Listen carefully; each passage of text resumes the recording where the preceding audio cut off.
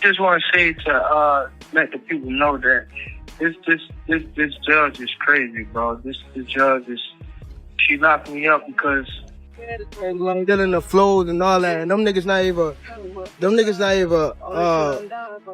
like showing a nigga little love or none of that. Y'all niggas think y'all about to Gervonta Tank Davis has finally broken his silence after being taken into custody following events during his fight against Lamont Roach, as well as due to a crime he committed outside the ring.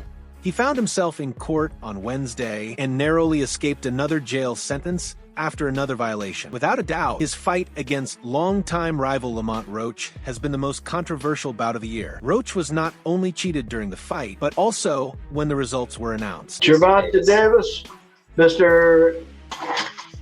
President, we finally got you up here. Yes, Judge, thank you very much. No problem. Gervonta Davis successfully influenced the referee's decisions in the ring and the judges' scorecards after the fight. As a result, the World Boxing Association lightweight champion was taken into police custody. Now, he has spoken out about what really transpired, claiming there is more to the controversy than people see, silently implying corruption within some boxing organizations. The biggest surprise for many was that despite the obvious cheating against Lamont Roach, the New York State Athletic Commission did nothing to amend the issue. Instead, Tank was declared the rightful winner. Basically, I bought a property. I did everything in my power to listen to my lawyers. You have 60 seconds remaining. The controversy escalated after an audio recording leaked, leading to widespread discussion about Gervonta Davis. Lamont Roach Jr.'s confidence is at an all-time high. Many expected him to quiet down after the New York State Athletic Commission shot down his appeal to overturn the controversial draw in his March 1st bout against Davis, but he remains determined. His frustration is understandable, but at this point, both sides want a rematch. The best way to settle this is in the ring. However, it seems there's still some trash talk that needs to be dealt with before the rematch happens. Davis. And, Your Honor, Mr. Hassett and I, assuming the court finds probable cause, we have an agreement. Good morning, Judge Kenneth Hassett. It's no longer just about the fight. A few days ago, Lamont Roach Jr. got into an online argument with fellow boxer Lorenzo Simpson, who backed Davis and claimed Tank would knock Roach out in a rematch. Instead of keeping it cool, Roach tried to flex his financial status, placing a $250,000 bet and saying, yeah, $250K, just like I bet your role model.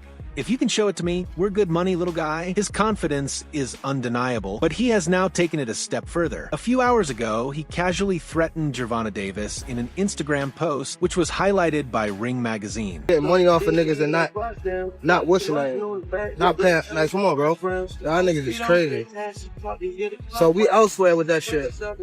Lamont Roach alluded to a rematch against Gervonta Davis in an Instagram post today. The caption read, "I showed that I was a pound-for-pound talent against a generational star in the sport. I was born a star, but on March 1st, a star was finally under the microscope of the world. I can't wait to run it back and put on a show again." Part 2 OTW. Why does Lamont Roach Jr. think he's a pound-for-pound talent? Well, for starters, everyone saw that 9th round moment when Gervonta Davis took a knee.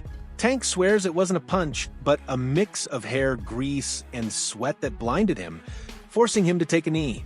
Some people bought the excuse, but many gave Roach credit for what they saw as a non-knockdown. Just off the top, man, I was, a little disappointed. Just for the sake of boxing itself, and obviously my result for the fight.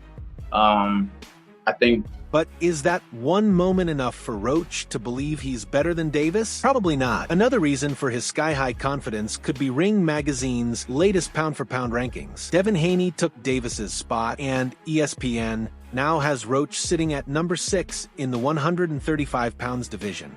That kind of recognition can definitely boost a fighter's EGO.AS for Gervonta Davis. Is he doing anything about all this? Yes and no.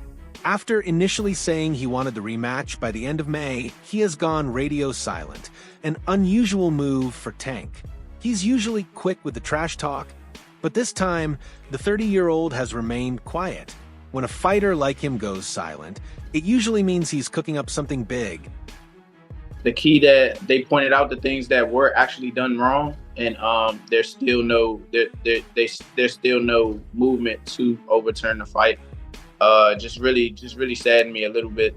But I wasn't. If this rematch happens and Roach's promoter Gary Jonas insists it will, it might just deliver the fireworks fans expected the first time around. But the real question is Tank plotting a stronger comeback, or is he looking for the exit door? Gervonta Davis has already hinted that he only has 3 or 4 fights left before retiring, but let's be real, if he's nearing retirement, he's going to chase the biggest payday possible. Now, think about it. Does a rematch with a relatively unknown name like Lamont Roach Jr. bring in the kind of money he's looking for? Or would he cash in way more by locking in fights with bigger names like Shakur Stevenson? Of the New York State Athletic Commission, I kind of accepted my fate just a little bit. I had a lot of hope, though. I'm not going to lie. Interestingly, Tank initially dismissed the New York native, saying he hadn't done enough for the sport of boxing. But in a recent sit-down with NBA analyst Stephen A. Smith on ESPN, he suddenly seemed open to the idea. A rematch with Ryan Garcia would also be a huge moneymaker, but it's not happening anytime soon. Garcia first has to get past Rolly Romero on May 2nd. If he wins, he's got Devin Haney waiting for him, assuming Haney beats Jose Carlos Ramirez that same night. So, Tank versus Garcia 2, it's a possibility, but it will take time. Time that Tank may not have, especially with Roach constantly calling him out, even when he had to deal with a court case. View that I have to come with it all. I have to do more. Obviously, just to secure the win. A Baltimore judge spared World Boxing Association lightweight champion Gervonta Tank Davis from jail time on Wednesday after he admitted to violating his probation for a hit-and-run that injured 4 people, including a pregnant woman. Circuit Judge Althea M. Handy instead extended his probation for 18 months and directed him to make a $1,000 donation to the Community Assistance Network. Davis, now 30 and living in Parkland, Florida, admitted to leaving the Sunshine State without approval to travel. His probation officer in Maryland happened to see him dining at Proper Cuisine on East Redwood Street in downtown Baltimore on January 22nd. This location was less than half a mile from the Clarence M. Mitchell Jr. and Elijah E. Cummings courthouses. Judge Handy noted that Davis's Florida probation officer had been generous, granting him travel passes to the U.S. Virgin Islands twice. We elsewhere with that shit, and niggas dick eating like they start. Like, come on, when I start wearing chrome heavy and showing shit off, and that's when niggas. Additionally, Judge Handy had granted him permission to attend the 2024 Paris Olympic Games to support and advise Team USA Boxing, but she denied his request to travel to Japan for his 30th birthday, at the same time. Handy said she wasn't sure what sentencing him to additional jail time would accomplish. "I don't like sending anyone to jail, sir. I really don't," Handy said. "But you need to wake up, please." She later added, "I don't ever want to see you in court again." The Baltimore boxing champion was previously sentenced to 90 days of home detention for his 2020 hit-and-run case. The home detention, people, I listen to everybody to the T. She's mad that I bought a property, that's why I'm sitting in. Baltimore boxing champions legal troubles Baltimore's boxing champion Gervonta Tank Davis pleaded guilty in a hit-and-run case, marking another chapter in his legal saga. Davis, who grew up in West Baltimore and holds a record of 30-1, recently defended his title in a majority draw against Lamont Roach. In 2023, Davis pleaded guilty in Baltimore Circuit Court to 4 traffic offenses related to a crash that occurred at 2 a.m. on November 5, 2020. He ran a red light at Martin Luther King Jr. and Washington Boulevards in his 2020 Lamborghini Urus, colliding with a 2004 Toyota Solara and crashing into a fence. She said that I shouldn't have. She wanted me to be in an apartment, a one-bed apartment. Sentencing and home detention controversy judge Handy sentenced Davis to 90 days of home detention and 3 years of probation, citing his pattern of legal violations. Davis was initially supposed to serve his sentence at the home of Calvin Ford, his longtime coach and trainer. However, Judge Handy later revoked his home detention after discovering that Davis was staying at a Four Seasons hotel and a $3.4 million penthouse condo instead in a now deleted Instagram Live. Davis called Judge Handy crazy claiming she locked me up just because I bought a property. I mean, I couldn't even, take that. She wanted me to stay in a one-bed apartment and have my kids and nothing to come visit me and things like that.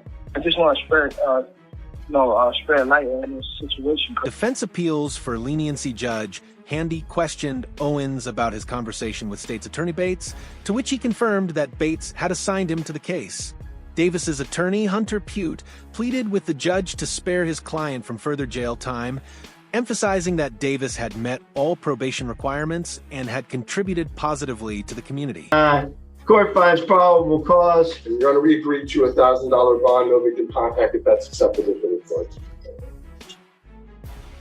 Okay. Violating probation, training, or celebrating? Pute admitted that Davis had made a mistake, but insisted it wasn't an intentional violation. Davis himself apologized, saying he had been training.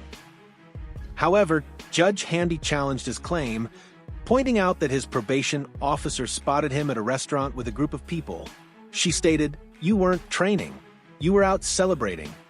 Davis clarified that he had been training in Washington, D.C., but had gone to Baltimore for dinner. Following 2 bench discussions, Judge Handy delivered the final sentence. $1,000 bond, no contact. Have a good day. Happy holidays, Judge. Good to see you. Thank you. Judge's final remarks and Boxing World's reaction, Judge Handy, made it clear. The only reason I want to see him back in my courtroom is if he goes to law school and becomes an attorney. Meanwhile, nearly a week after Davis's shocking draw against Lamont Roach, former world champion Timothy Bradley shared his thoughts. He stated that Davis was not exposed, nor was the draw controversial. However, he believed that Davis was likely disappointed in himself. Tank is not overrated, Bradley told Boxing Scene. Styles make fights. That's not here or there, though. I'm in a good mood, though. What up?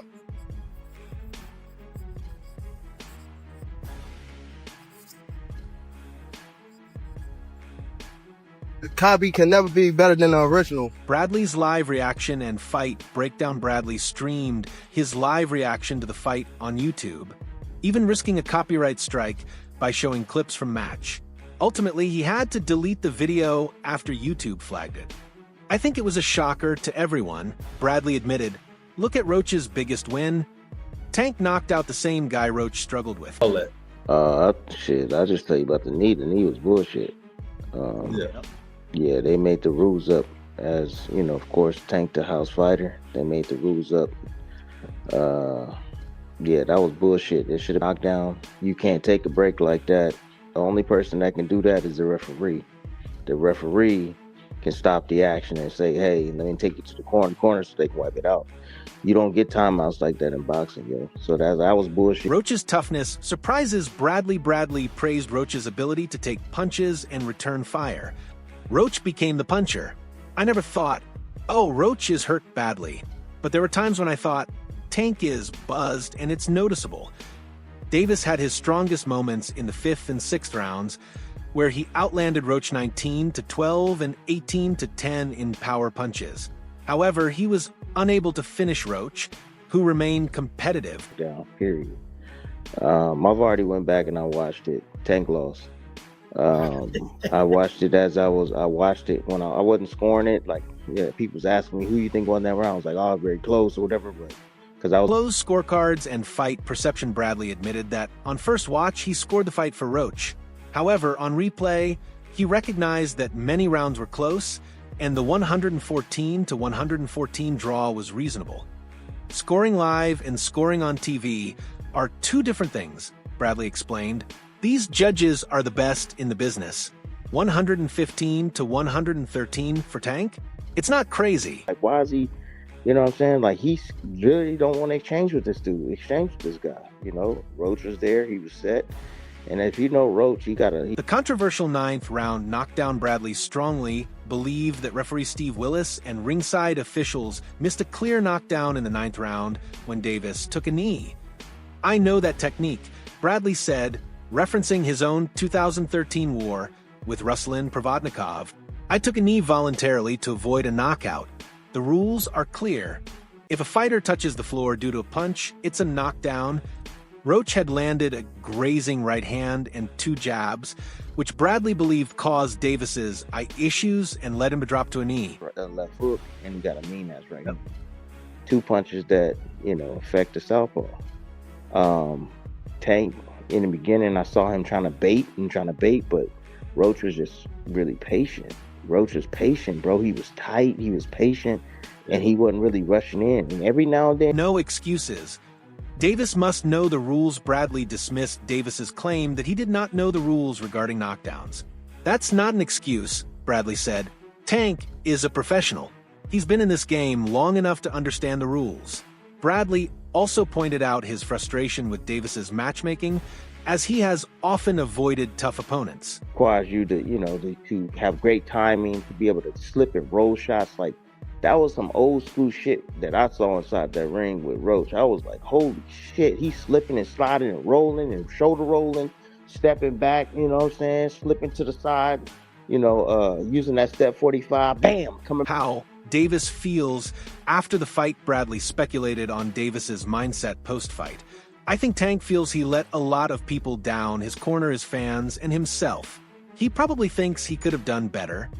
However, Bradley also acknowledged that Davis might simply move on without dwelling too much on the result. Maybe he's thinking, it's a draw, whatever, I'll revisit it when I want. Shit, I just tell you about the knee. The knee was bullshit. Yeah, they made the rules up as, of course, Tank the house fighter. They made the rules up. Yeah, that was bullshit. It should have knocked down. You can't take a break like that.